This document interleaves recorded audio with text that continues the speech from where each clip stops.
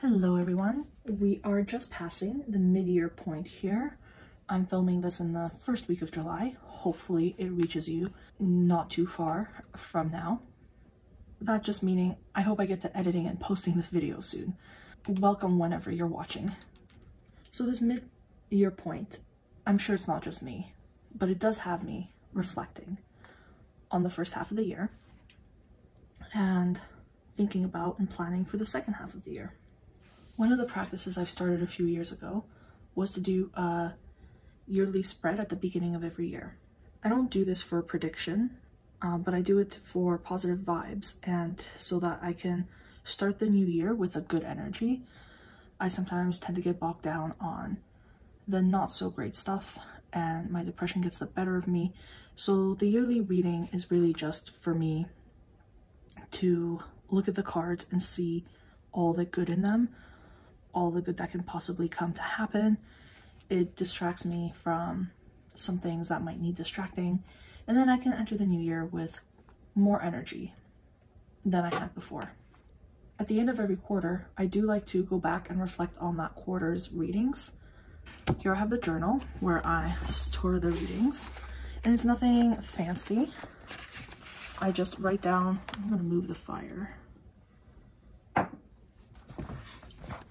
I just write down the cards that I drew, and then for every quarter there's about a paragraph of reflection at the end, and I'm going to show you how I do the reflection, and that's the whole point of this video. This video is about how you can reflect on older tarot readings.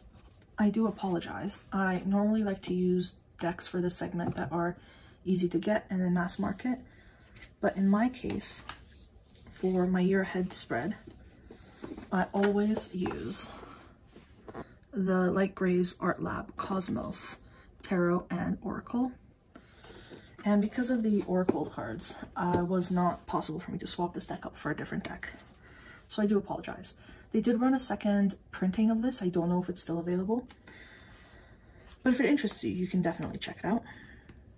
So for the month of July, in the beginning of the year, in January, I drew the Fool card.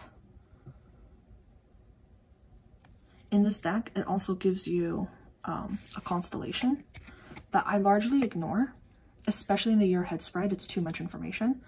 So in the year ahead spread, I just focus on the archetype of the Tarot Association. So for the big year ahead spread reading, the Fool and the Fool's energy and what that archetype is and the keywords that I have for the Fool is what I use for that reading. However, when I go back and do my reflections, quarterly reflections, I do sometimes look up the constellation. I haven't done this year so far. I'm just into too many other things right now. It's too much and I don't want to. But I do focus on the kind of oracle type keywords on the bottom when I'm doing my reflection. And I also pull an oracle card from this deck. This deck has a handful of oracle cards. It's not that many. I can't remember the exact amount. But for July, I drew the 14th card. It's called the Galaxy. And the keywords are community, diversity, and contributions.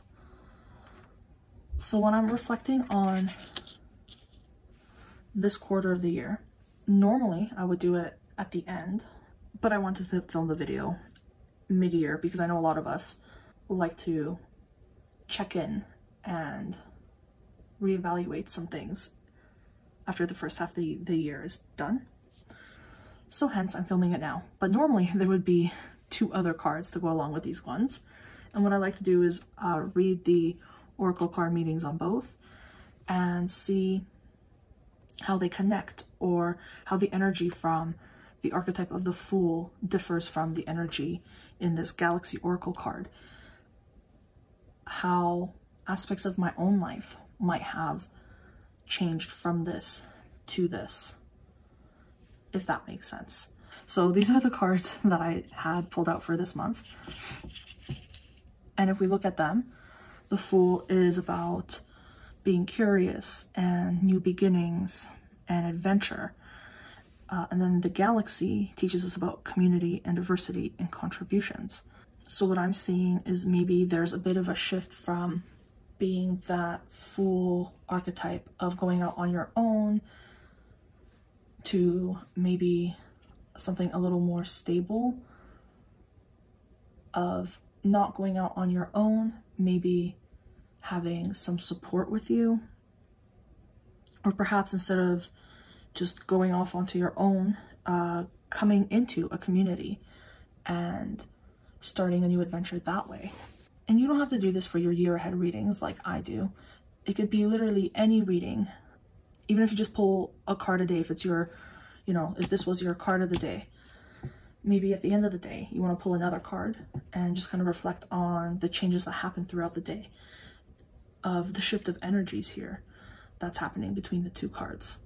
I suppose this is cheating a little bit. Some of you might think of this as a sort of reading, but I don't really see it as a reading. It's not answering any big questions. You're not having a sort of extended dialogue between the cards. It's just looking at two cards. It's really more, in my opinion, academic or in your head. You're looking at two cards and seeing what are the differences. How do these energies shift from this card to this card? So it's more of an exercise in what knowledge you have of the tarot and how your mind is connecting two different images or two different keywords or whatever it may be. I hope that made sense. All of that to say, for me, for July, the Fool came up in the beginning of the year and it made me think of maybe setting off on an adventure of something new beginning for me personally. And now at the mid-year point, when I reflect on this card after having pulled this card, I can say that there's some discourse, some changes, some breaks that happened in that time. Some things have shifted, and perhaps it's not about going out on your own adventure, but coming into a community or a group that's new to you. Anyway, I hope you're all enjoying your summer or your winter, and I'll catch you next time. Bye.